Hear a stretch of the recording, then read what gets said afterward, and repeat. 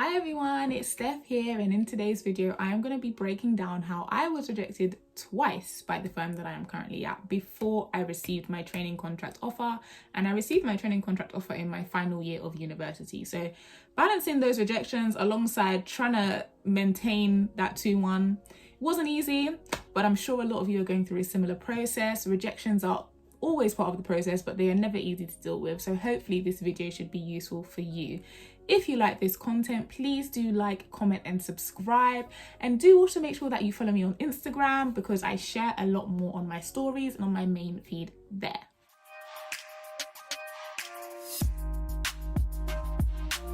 Okay, so if you don't already know, I'm currently a first seat trainee at a top international American law firm in London. So how did I actually get rejected twice before I received my training contract offer? Well, to cut a very long story short, essentially there were two, do you know what? Actually, now that I'm thinking about it, I was technically, was it 3 times or was it only twice? We're gonna say like 2.5 times because there were 2 first year things that I applied for this firm that I didn't get either of them. Anyway, they have first year dinners. So I went to the University of Durham and this firm hosts dinners, but it's very like elite dinners. You have to apply to be able to go to this dinner. I applied, I didn't get it. Now that one, first of all, I can't actually find the application because I've changed my laptop like twice since I've been in uni. But I already know for a fact that I didn't take that application seriously because in my mind, I was just like, oh, this is just a dinner. This is not a VAC scheme. This is not a training contract. So the first tip I will give to you is that if there is an application, please, for the love of God, take it seriously. It doesn't matter whether the application is for you to go to an open day, whether it's for you to say hi and wave at a partner, whether the application is for you to go and eat at McDonald's with them. It doesn't matter what the application is for, but take it seriously, because if it wasn't serious, they wouldn't have put an application there. So that was my first biggest mistake. And honestly, I deserve to be rejected from that because I should have taken it seriously and I didn't. Cool. When was the second time I got rejected from this firm? So I then applied for the first year insight scheme. This was, I'm trying to remember because I don't have the application to hand, so I can't actually remember, but I think this might have been after the dinner. So I think I kind of had a little bit of common sense in me and I was like, okay, let's take this application process a bit seriously, but you know, let's try. And I did, I thought, or at least I thought I did. I thought I had, you know, followed the structure. I thought I'd answered the question well. I was part of RARE at the time, so I'd even like sent my response to RARE and got them to read it for me and all that kind of stuff. Still got rejected. And with the benefit of hindsight and also with the benefit of my reflection journal, so I basically keep a reflection journal of absolutely everything I do. Like, I am so meticulously organized, it's ridiculous, but that's what actually helped me remember the stuff that I needed to make this video. So with the benefit of my reflection journal, I noticed from that application that I didn't have legal experience, which isn't always a problem, but I think what was a problem was the fact that I didn't show my transferable skills. So if you have watched one of my previous videos, you'll know that I had about like 14 jobs before I got my training contracts, all non-legal roles. And then I also had a couple of internships as well. But at the time that I was applying for this scheme in first year, I hadn't done any VAC schemes or anything like that. So I didn't have any legal roles to my name. But I also hadn't translated my skills that I had gained from my non-legal roles very well. So I personally think that's why I didn't get that position. I didn't receive feedback on it, so I don't actually know if that's the reason. But looking at the progress of my application since, that's the only thing that I can think of that could have been that bad. Fine, so those were the first like 2 times that I got rejected. I'm gonna put those together as like one or maybe like half a thing because they were very small things in the grand scheme of things. The next time I got rejected, and I actually forgot about this rejection, it's only when I went through my emails to try and find the applications that I realized that I'd actually done this, but I applied for this VAC scheme when I was in second year. So I think you do the VAC scheme cycle from, I think they open around October and then they close in like January or something like that. So in the very beginning of second year, I applied for the summer VAC scheme at this firm and I didn't get it. But I've actually got my application here and I'm going to pick apart a couple of the key areas where I think I went wrong and which should explain why I didn't actually get that VAC scheme. So let's have a look. Okay, so this is actually the application that I wrote in my second year. So I would have written it in, I don't actually know when I wrote it. It probably would have been like around October, November-ish time, because I know applications would have opened around October and it would have been due in January. And the way I am, I plan quite far ahead. So I probably wrote it around October, November. And straight away, I can already see what I personally think is a mistake in the first line, although I don't know that it would have been that deep for the graduate recruitment team. But hey, I didn't get the VAC scheme when I applied for this, so maybe it was that deep. First thing I wrote was, I am a second year law student at Durham University, and I am writing to apply for the 2018 vacation scheme at insert firm. Now, one thing here that stands out to me straight away is a grammatical error. So I included a comma there, and there doesn't actually need to be a comma where I included it. And then the second thing I would say, and this is a piece of advice that I actually always give out whenever people send me their applications to review, be very, very specific about what you're applying for. So I just wrote, I'm applying for the 2018 vacation scheme. What vacation scheme? This particular firm does spring, winter, summer, and I think even in spring they have like 3 or so different VAC schemes that they do. So personally, I now, with the benefit of hindsight, know that I should have been far more specific and, you know, said the 2018 summer VAC scheme or the 2018 July VAC scheme or whatever it was, but I should have just been a bit more specific about that because this was a bit too waffly. Going through next, so if you follow me on Instagram, which if you don't, you should, you would have seen that I have a post on how to structure a cover letter. So this does follow that structure. So the first section kind of looks at my why law. And here I kind of start off by saying my interest in being a commercial lawyer has been developed in the experience I have gained as a rare candidate. Now, one thing I would say here is that this sentence doesn't really add anything to the application. And it kind of sounds like it's me being harsh, but I am quite self-critical. And one thing I have learned through doing a number of applications is that every sentence needs to be important, every sentence needs to have an impact, and every sentence needs to make sense. Me saying that my interest has been developed in the experience I have gained, like what experience have I gained? I haven't actually said anything of substance. Do you get what I mean? I think I was just kind of using this great skill that we learn as law undergrads or as generally just as students to kind of just waffle so that we can meet the word count. I would say don't do that. Don't waffle to meet the word count. Make sure that every sentence actually matters. Okay, so I know I've kind of gone in on myself a little bit and said that, you know, my first line was basically piss poor. It kind of was, but I did also do a couple of good things as well. So one thing I did was I followed the CARR structure. Now, I know a lot of people talk about both the CARR and the STAR structure. I personally think they're both okay. It doesn't really matter which one you use so long as you use one of them. So for me, I use CARR, C-A-R-R, so context, action, result, reflection. So here I basically just spoke about developing the example, so saying that I attended a litigation workshop, gave a bit too much context if I'm being honest. I said we were presenting at a briefing and we were given 20 minutes to prepare an argument. I don't think that that was that necessary. I think just saying I attended a litigation workshop was enough context, but I guess that bit doesn't really matter. The action bit, so I just said that, you know, I conducted legal research, so I kind of used my verb there and then said what I did. Then I was like, oh, I used this research to put forward 3 arguments, so there's a quantitative measure to my actions, which is quite good, 2 of which were chosen for the final litigation. That's good. The reflection, so I found the process of preparing for the litigation interesting, as I could see the link between modules I had studied in Durham and their application in the commercial context. Now, this is where I think I went a little bit wrong, and it's something that I continue throughout the whole application, so I'll just highlight it here and I won't really focus on it everywhere else. Something that we do as aspiring lawyers or aspiring solicitors is we pretend that we know what we're talking about when we very clearly don't. What link am I talking about in terms of the modules I studied in Durham and the application in the commercial context? Like, I don't know, or at the time I didn't know what lawyers did in the commercial context in the sense of litigation. To be honest, right now I still don't really know what lawyers do in the commercial context in litigation because I've not sat in the litigation department. So I don't know why I said that. I feel like that just didn't really add anything. It was just me trying to say that, oh, I know what lawyers do, but I actually didn't know what lawyers did. And a top tip that I would say here is, first of all, watch the video that I recently released where I spoke about what I do as a trainee and some typical trainee tasks, because that will help you actually put in some tangible topics if you're trying to say you know what trainees do. But secondly, just ask. If you're not too sure what lawyers do and you want to be able to say in your application that you do know what lawyers do, just ask a lawyer. Nowadays, the community is a lot more friendly. There are loads of great YouTubers or Instagram pages or trainees on LinkedIn that you can reach out to and just have a friendly chat and just ask them. So never say something waffly like, oh, I like the link between the modules and commercial law and practice, because what do you actually mean by that? You don't actually mean anything by it unless you're saying what you mean by it.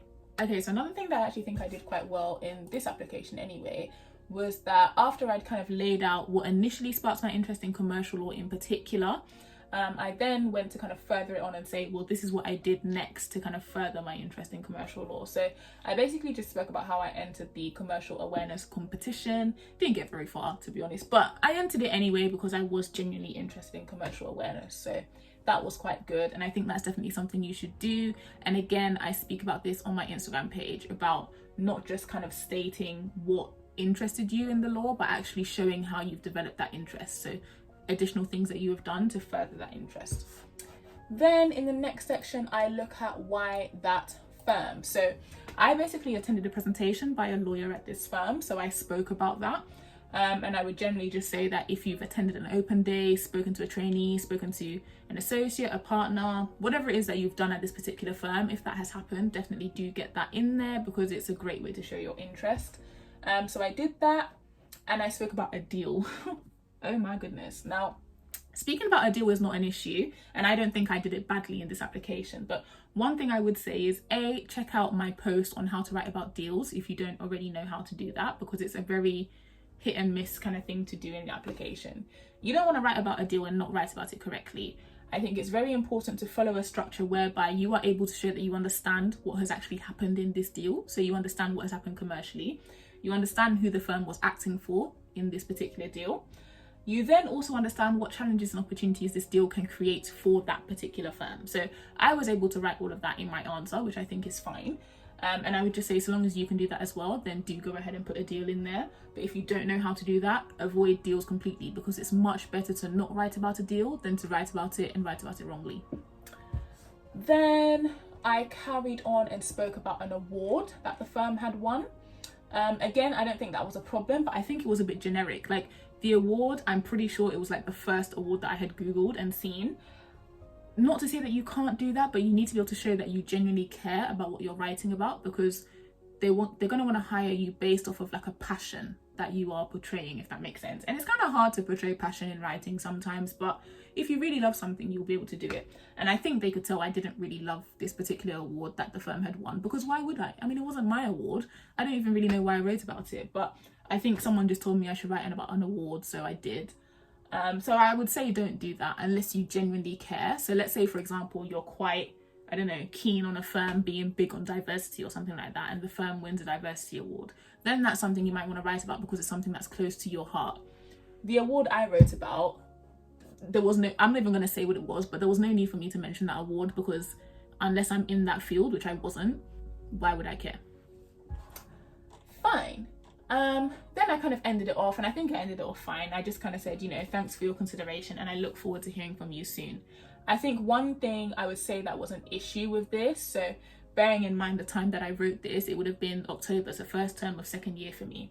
I still didn't have any legal experience at this time, and that's not to say that you can't apply to things if you don't have legal experience. Obviously, you're going to have to apply to things without legal experience to get legal experience, so I don't think that that's necessarily an issue, but I didn't speak about any at all. Like, I didn't put in a single piece of my non-legal experience, and I think that was a problem, because it kind of just makes it look like I just never did any work a day in my life, and then I'm now applying for this internship, which is a bit strange.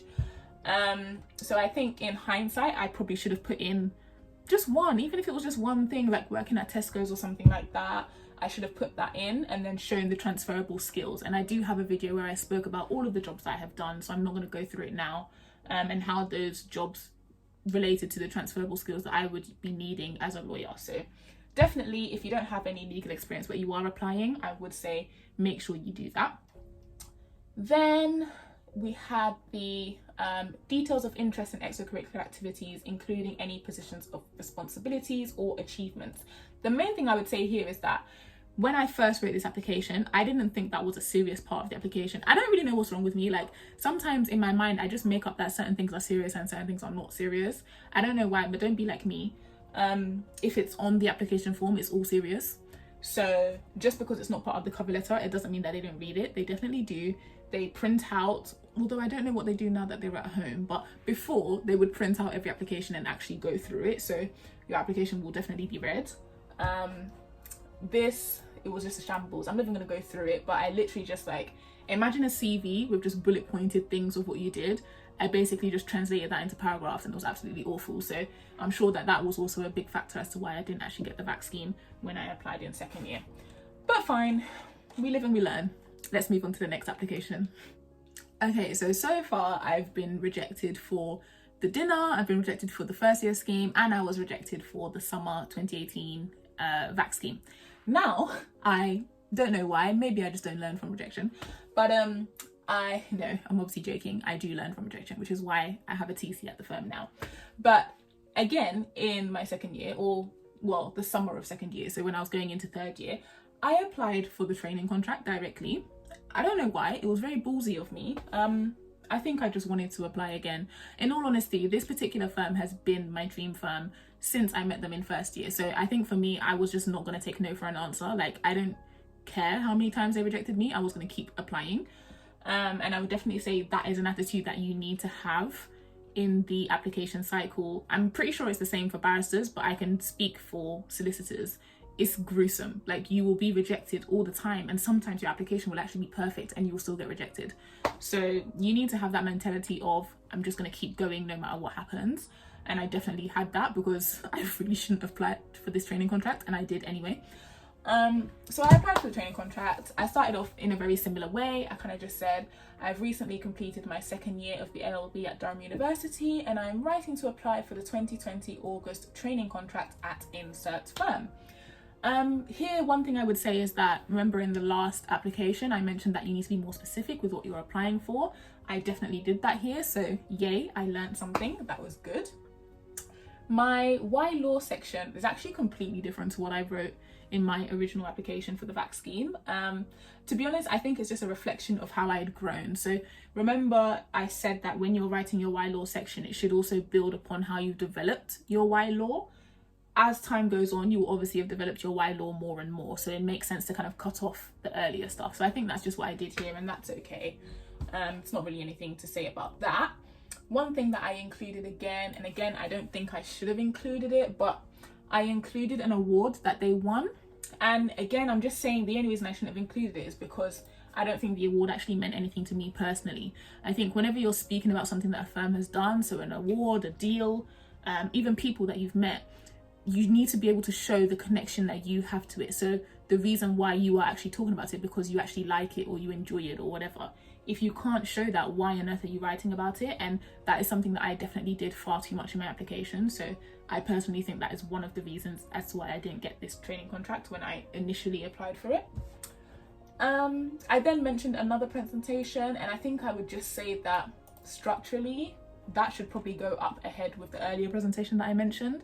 I don't know why I split it up like that structurally, but that's just a pedantic thing, I guess.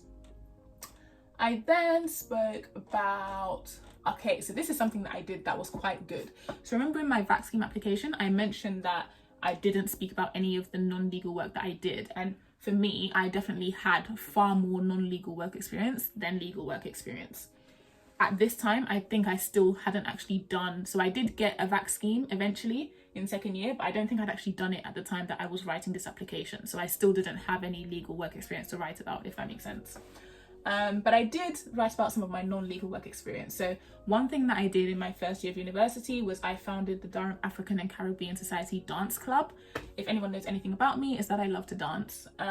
So that is something that I'm quite passionate about, and I wrote about that. And in terms of the transferable skills, well, head over to my video. Yeah, just head over to my video where I've spoken about how to speak about transferable skills, because I don't want to bore you with that. But I did that quite well, so I'm quite happy with that. What else did I do? I then spoke about another deal, and then I spoke about a law fair that I attended, which was quite cool as well. So generally, if I'm being honest, I actually think my application was pretty decent. I don't think the application was that bad. I think, in my personal opinion, and again, I didn't actually get feedback on this, so this is just me speculating, but I personally think the reason why I didn't get this is because, like I said in the beginning, to apply for a training contract without much legal work experience is a very ballsy thing to do. I didn't have much legal work experience, and I was applying for a straight training contract. I think if I was applying for the VAC scheme with this application, which we'll come to in a second, I would have been more successful. And that's what I probably should have done. I probably shouldn't have applied for the training contract, but I did it. It didn't kill me, it's fine. So that's just something for you to note.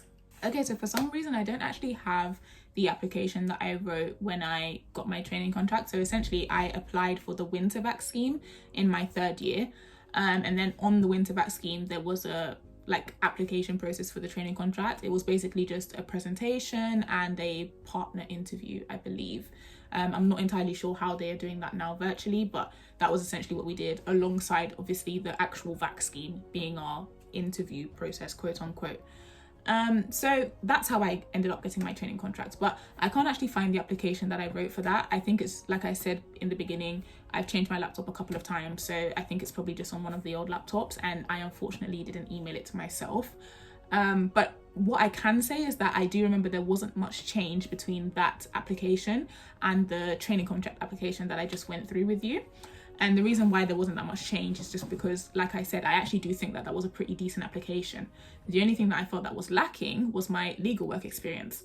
And by 3rd year, I had actually completed the vac scheme that I said I'd gotten. So I did just update the application to include a vac scheme that I had. And then I also had a mini-pupillage, which I got completely randomly. Side note, I basically used to work as a telephone fundraiser at university. And the way that that job works is that at the beginning, you do some questionnaire or something to see who you would want to be calling and be matched up to. So I just kind of filled it out by saying that, I study law, let me talk to lawyers. I didn't really care who I spoke to be honest, it was just a job. But yeah, I thought it'd be cool to talk to lawyers. So I basically just spent every evening that I was working speaking to QCs and stuff, which was very cool. I didn't appreciate it enough at the time, and I should have utilized it much more. But yeah. One time I just called this guy. He was really, really cool. I think he was giving his daughter a driving lesson the first time I called him. And I'm generally an okay people person. So I was just kind of like, oh, well, if she's anything like me, because it took me 5 tries to pass my driving test. So I was like, if she's anything like me, she's going to be in that driving lesson for a while, just banter, key, whatever. And then he found it funny, which is great because it would have been awkward if he didn't find it funny. And then he was just like, oh, I should give him a call back in about an hour, which is always a good sign because for a lot of people, when you call them to ask for donations, they hang up straight away. So the fact that he wanted me to call him back in an hour, I was just thinking to myself, oh, great, he's actually going to donate. This is fab. Called him back in an hour. It wasn't actually because he wanted to donate. It's because he just took a fancy to the fact that I cracked a joke with him and he just wanted to chat about my career aspirations. Fine. So I just told him that I wanted to become a solicitor. That's what I had my heart set on. He asked if I'd ever had any legal work experience. So I just told him that I do have a vac scheme coming up, but outside of that, I don't have any legal work experience, sorry. So yeah, that's just kind of where I am. And then he asked me, he was like, oh, where do you live normally? I said, oh, I'm from London. Don't I sound like a Londoner? And he was like, you do, you sound like a South Londoner. So he's also a Londoner. So that was quite cool. And then he just offered me basically a mini-pupillage. I say that because he said I could come and shadow him in chambers for a week, which is essentially what a mini-pupillage is. But because I didn't go through the actual application process, it wasn't technically a mini-pupillage, do you get what I mean? But same kind of thing. Turns out this guy is a big swanky QC at the top commercial chambers in London. How amazing. So that just happened through absolute stroke of luck, but that was cool. So I had that, and then I had the vac scheme to put onto my firm vac scheme application, which then I transferred into a training contract. So that was the 2 pieces of legal work experience which I actually updated my application with, and I think that that definitely helped. I think another thing that helped was the fact that it was a winter vac scheme. Statistically, and I don't know how true this is now, but at the time, statistically, fewer people apply for the winter vac scheme for so many reasons. First of all, a lot of 3rd years are focusing on their dissertations. They don't have time to apply for applications, so that kind of reduces the pool. And then secondly, it's just a bit of an odd time of year.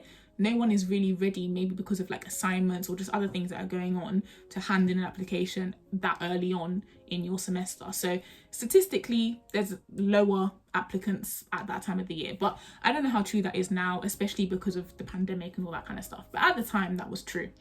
So yeah, that is basically the story of how I got rejected 2.5, 3, I don't know how many times you want to count it as, because like I said, the first year rejections, I kind of just amalgamate them as one.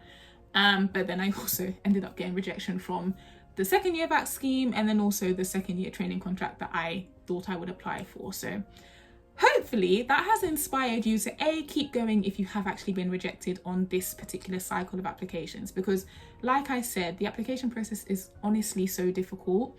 and a lot of it is mental. You need to have that will to keep going, otherwise it really can break you. And that is actually the resilience that they're always talking about, funnily enough. Then I also hope that this has also given you some tips in terms of how to write your applications and what to avoid. Please make sure that every single sentence actually is impactful. It actually has some meaning. Don't just put sentences in there to add a sentence. This is not a uni degree. You're not going to be graded like that. It's very, very different. Just make it all practical. And also make sure you're very specific about what you're applying for. Don't just be waffly and say you're applying for like the 2022 vacation scheme, or even the training contract, especially if there are 2 intakes. So most firms have like a March intake and then like a September intake, or like a February intake or something like that. Make sure you're specific about what it is that you're applying for. Don't just be waffling. So those are my 2 top tips. Hopefully you found this video helpful, or at least just interesting, even if it's not helpful for you because maybe you've already passed this process. Please do like, comment and subscribe, and please do also follow me on my Instagram, and I will be back next week with more.